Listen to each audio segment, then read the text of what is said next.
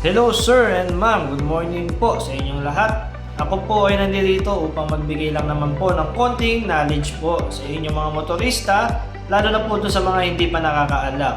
Okay? Regarding po ito sa RFID o ETC po, okay po?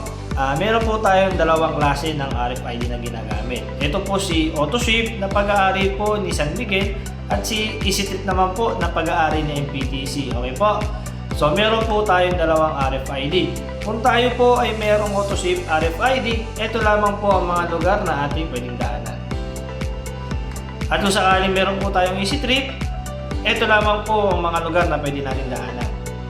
Ayan po. So malinaw po ha.